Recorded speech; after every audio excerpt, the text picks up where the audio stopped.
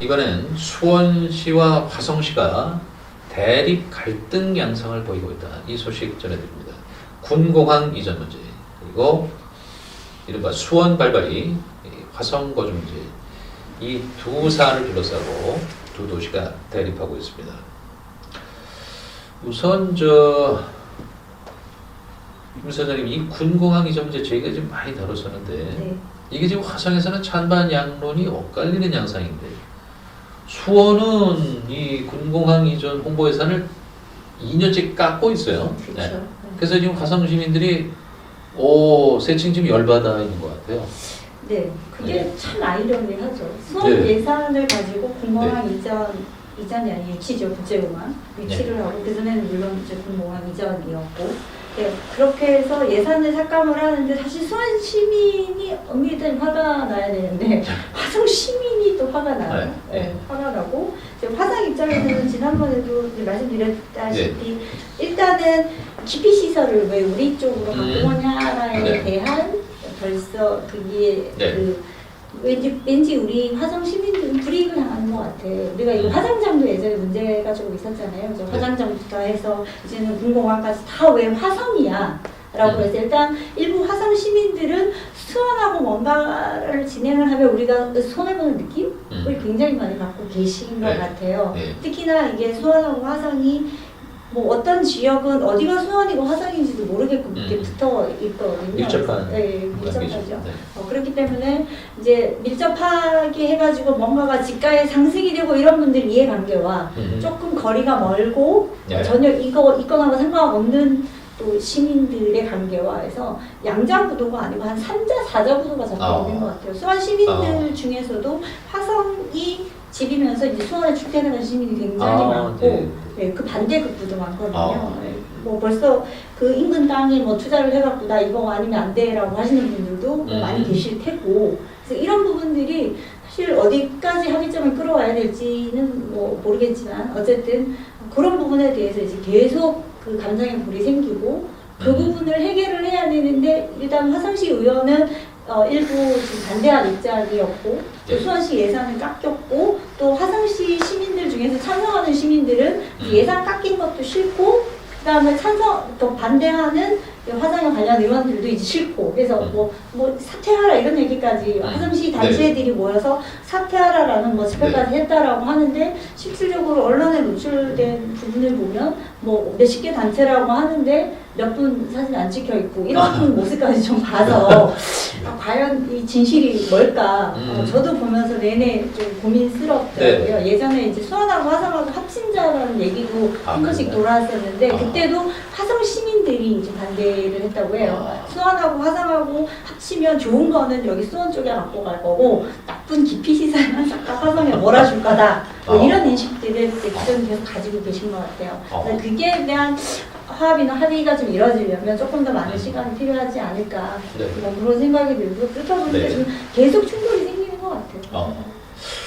국장님, 지금 저 화성이 자료를 보니까 이 면적이 서울의 1.4배고 수원의 7배가 넘어요. 그리고 지금 인구도 96만에 내년은 이제 100만을 넘을 거라 이렇게 예상이 되는데 이 화성 시민들이 상당히 그 자존심이 이제 좀 상한 것 같은 느낌이 들고 문제가 이제 뭐냐면 그 공항 반대 이쪽 그 다루는 예산이 응대 예산이 19억인데 화성이 수원은 7억이에요. 그리고 지금 화성 여론은 점점 변하고 있는데 말하자면 이 수원은 시청하는 그냥 아무 일 안 하고 그냥 손 안 대고 코 푸는 거 아니냐, 체리피카 아니냐 이런 여론이 있는 것 같은데 이거 어떻습니까, 부장님?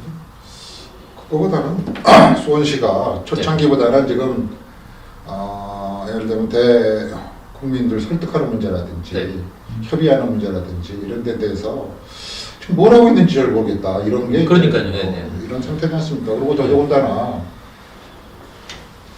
이 당위성에 대해서 수원 시민은 물론이고 또 화성 시민들한테도 설명을 해야 되는데 그런 홍보 예산을 3년째 68%로 깎았다는 건 됩니까? 정신 나간 짓이죠 이게 지금. 그래요? 돈이 몇 푼 된다고 깎아요. 수원 예산이 얼마인데 이거 얼마 되지도 않은 예산을 이렇게 깎아요. 저기- 예산을 깎았다는 얘기는 뭘 의미하는 겁니까? 네, 분노하셨군요. 저요? 네. 분노했다기보다는 어떤 이 방향이 네. 지금 제대로 갖고 있는 건가 어. 이제 이렇게 이제 생각이 되고요. 네. 사실 이렇지 않습니까? 이웃 사촌이 멀어 틀어지면 더 멀어지지 않습니까? 네. 수원 화성은 사실은 동질감이 아주 강한 그 역사를 가지고 있죠. 네. 왜냐하면 200년 전에 정조대왕께서 이 화성 신도시를 만들었을 때 어떤 분들을 이주시켰습니까? 화성에 계신 분들을 많이 이주시켰죠. 왜냐면 새로운 신도시를 만들면 사람이 살아야죠. 그래서 이제 이주도 시키고 또 살 수 있게 만들려고 저수지도 여러 개 이제 만들고 그랬죠. 네. 그래서 사실은 수원과 화성은 뗄래야 뗄 수 없는 관계를 갖고 있는 네. 말하자면 동일 공동체 이런 개념을 했는데 아까 이제 우리 김 박사 얘기하신 것처럼 마창진 통합 이런 것들이 이제 항상 나올 때 네. 마창진. 마산 창원 진해. 네. 네. 저 수원하고 화성하고 오산하고 그 화수호라고 그러죠. 화수호. 화수라고 그럽니까? 네, 그런 얘기 한때 나오고 그랬어요. 아. 자, 이게 어차피 옛날부터 이 동일한 그런 이 동질감을 갖고 있는 지역인데 이게 합하면 말하자면 하나의 직화시 정도의 규모죠. 그것도 넘을 수도 있죠. 그런 이제 하나의 새로운 행정구역 개편에 하나의 한 틀을 만들 수 있지 않을까. 그래서 이런 것들이 한참 논의된 적이 있었어요. 네. 이때부터 이제 그 화성하고 수원하고 본격적으로 틀어지기 시작하죠. 그렇습니다. 네. 아까 우리 김 박사 좋은 지적하셨어요. 네. 야, 니네 좋은 건 니네가 다 갖고, 그 나쁜 건 다 일로 보내려고 그러는 거 아니냐. 네. 그리고 우리가 니네 꼬북 노릇할 수 없지 않냐. 죄송합니다. 꼬북이라는 단어를 써서. 이제 그런 개념도 있고, 또 그 다음에 이제 합해지면 수많은 장자리가 없어지지 않습니까? 네. 그래서 부산 화성에서 상당히 이제 거세게 반발을 했고, 또 반발하는 건 어떻게 보면 당연한 거였죠. 근데 이때부터 이제 점점 멀어지기 시작하면서 이 궁금한 문제가 터지면서 극단적으로 지금 하나의 그냥 이 반목, 질시 이런 대상이 되고 있는데, 자, 궁금한 문제는 이렇게 봐야 됩니다. 이거는 수원과 화성만의 문제가 아닙니다. 공항 이전 문제. 국가적 문제지 않습니까? 잘 보면. 국가적 문제에 저는 수원, 화성이 이렇게 되고 있는 것에 대해서 국가가 책임이 있다고 저는 주장하고 싶은 사람입니다. 국가가, 저 보시자고요. 작년에 국토부가 경기 남부 민간 공항, 국제공항 건설이 들어가 있는 6차 공항개발 종합계획을 수립했습니다. 국토부, 국가가 한 겁니다. 네. 이미 국가의 계획 안에 이게 들어가 있어요. 자, 그러면 국가가 지자체 간에 갈등이 있다든지 어떤 문제가 생겼다든지 그런 국가가 뭔가 역할을 해야죠. 무슨 역할을 니네끼리 해서 합의 봐봐. 화성을 가고 있는 거지 않습니까? 네.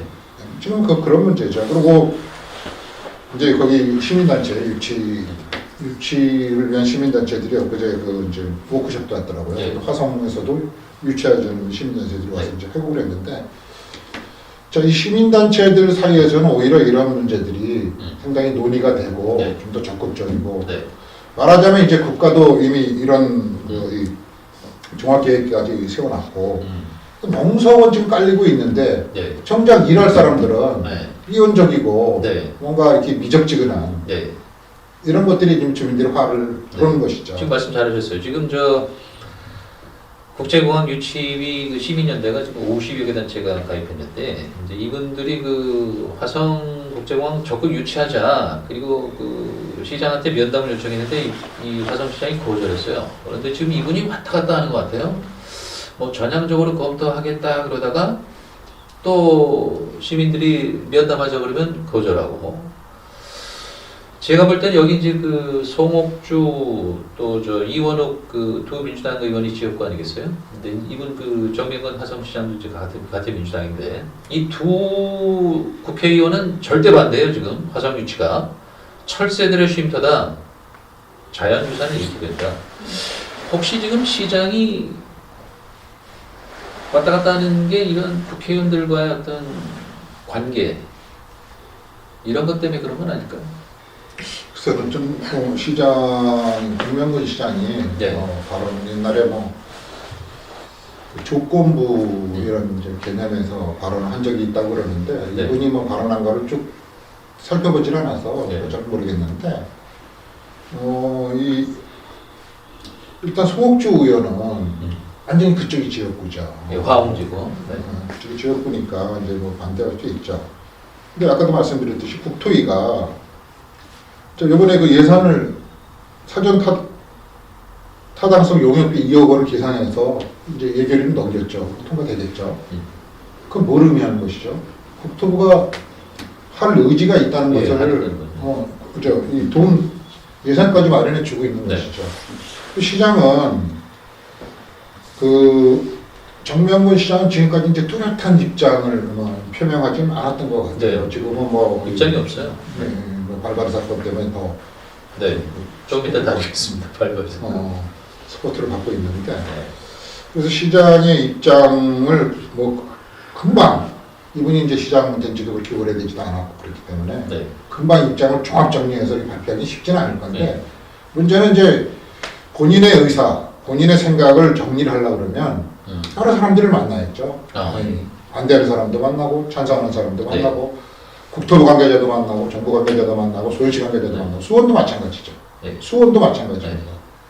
그동안 수원이 초창기에는 상당히 열심히 홍보도 하고 또 중앙부자도 뛰어다니고 뭔가 그 시민들한테 이러이러한 거 하고 여기 이사 가면 이렇게 또 변할 거다 뭐 이런 등등의 것들을 많이 했어요. 네. 어느 순간부터 그냥 뭐 굳이 이렇게 네. 되더라고요. 네. 그래서 이제 송옥주 의원이나 뭐 네. 화성에 그 반대하는 시민단체들이 계속 기자회견하고 그러는 거는 뭐 어떻게 보면 당연한 수순이죠.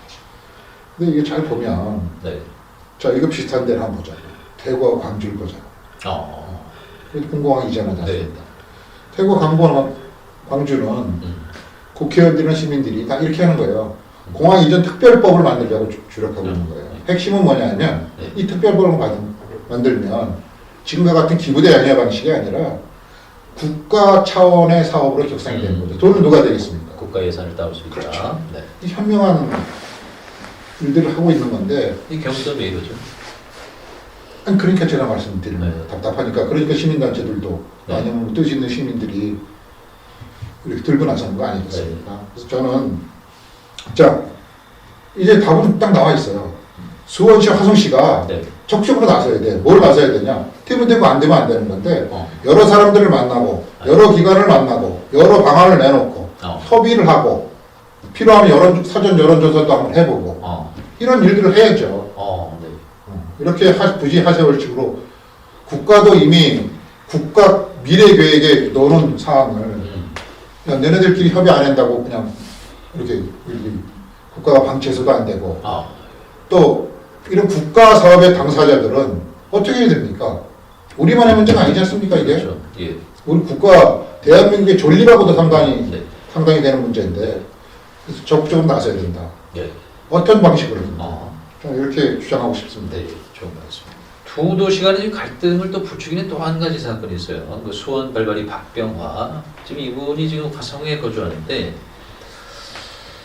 그 시발점 중에 하나가 이제 그 교도소에서 나오면서 그 즈음에 이제 11월로 기억하는데 수원에서는 저 이재준 시장 비롯해가지고 국회의원들이 총동원돼가지고 저 반대 집회를 열고 이 법무부에 뭐 탄원서도 내고 수원에 절대 거주하면 안 된다.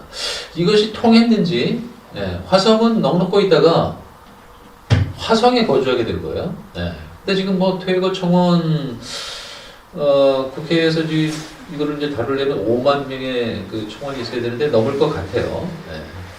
근데 지금 화성은 소장님 예전부터 그 연쇄살인 사건 그렇죠. 트라우마가 있잖아요. 참 이 화성 시민들 답답할 것 같아요. 어떻습니까?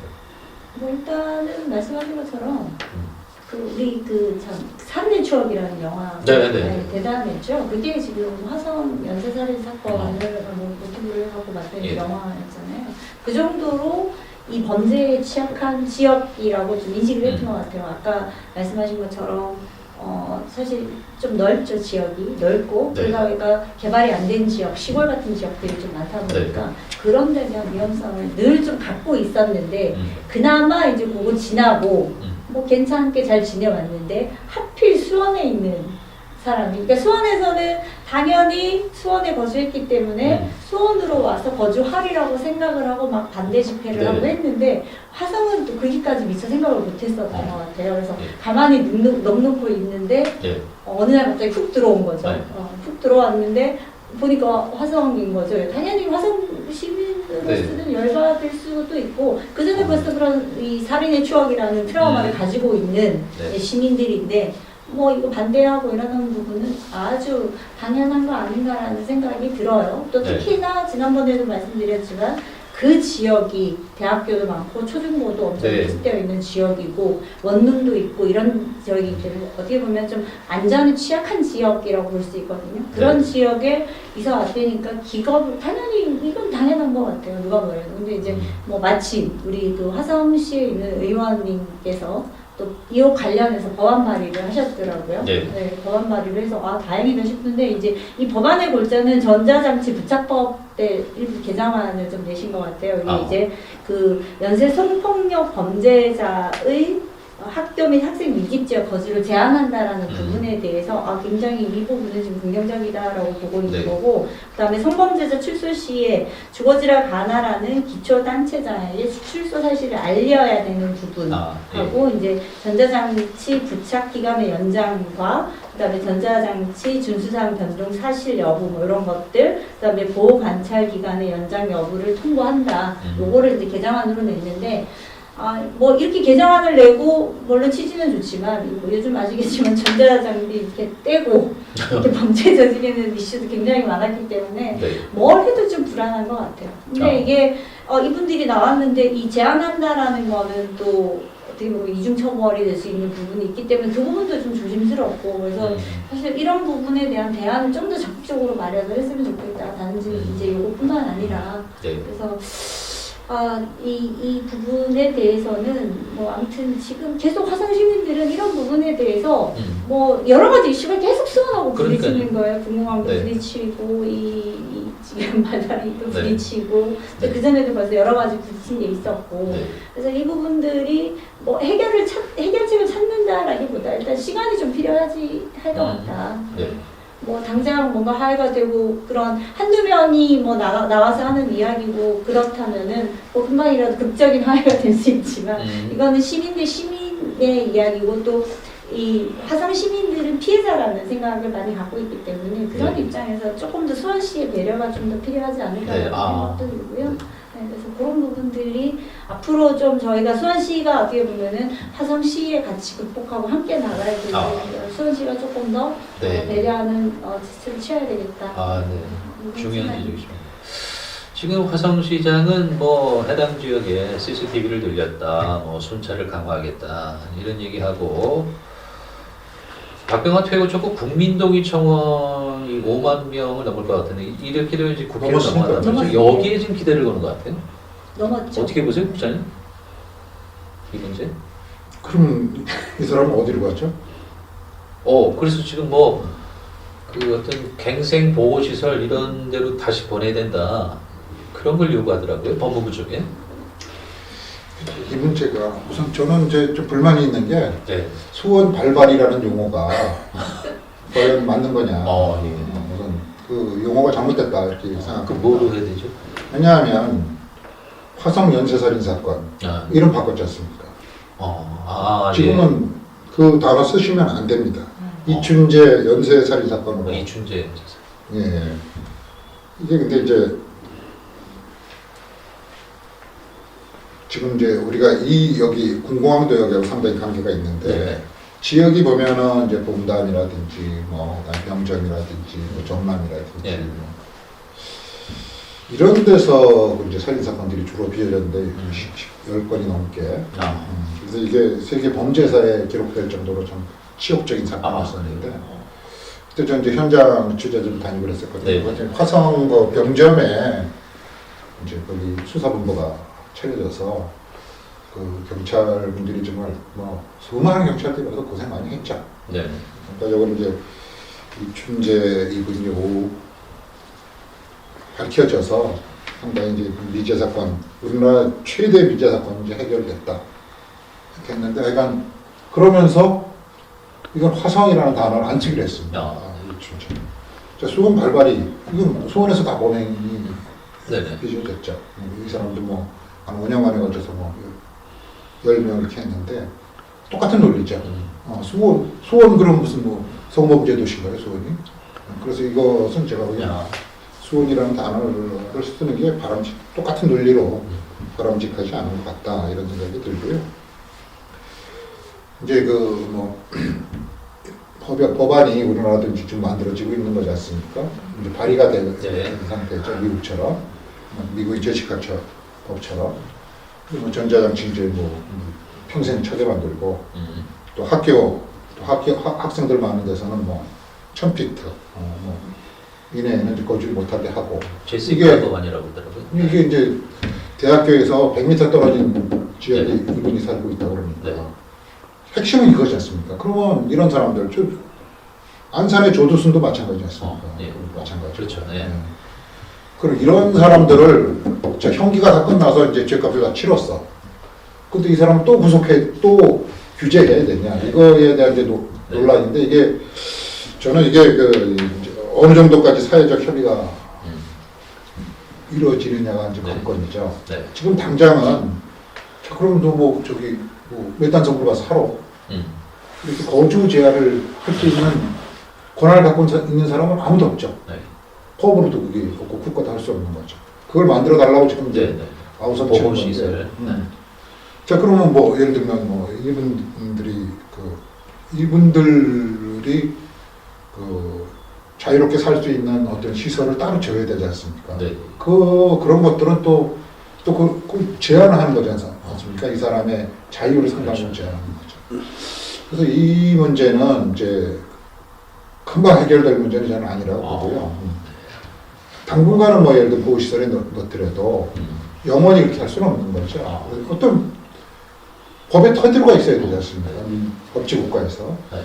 그래서 이 문제는 그런 상반된 문제가 있기 때문에 공론화 과정이 어느 정도 필요하다 이렇게 좀 보여집니다. 그래서 공론화 과정에서 국민들이 어느 정도 이 합의점을 만들어내는 한도 내에서 이분들의 이 위험성을 최소화시키는 방안을 만들어내야죠. 지금 당장 뭐 예를 들어서 자 화성도 살지 말고 수원도 못 온다. 그럼 뭐 이 사람 보러 그냥 죽으라 그럴까요? 이제 그렇게 할 수는 없는 것이죠. 그래서 저는 일정 부분의 이 불안감 해소를 위한 거주 제한, 이건 이제 지금 당장 그게 필요한 거고, 전체적으로는 이러한 사람들, 조두순을 비롯해서 이런 사람들을 위한 사회적 합의를 만들어내서 법을 빨리 제대로 만들어야죠. 이게 답인 것 같습니다. 네. 잘하니까 근데. 아주 냉철한 답변이 주셨습니다. 네. 수원과 화성 대립 갈등 양상, 군공항 이전 문제와 박병화 화성 거주 이 문제로 건건이 부딪히고 있다는 소식 여기서 뵙겠습니다.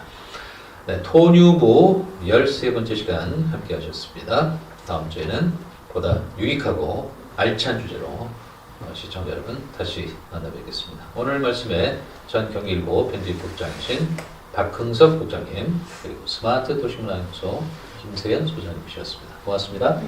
감사합니다. 저는 다음 주에 뵙겠습니다. 안녕히 계십시오.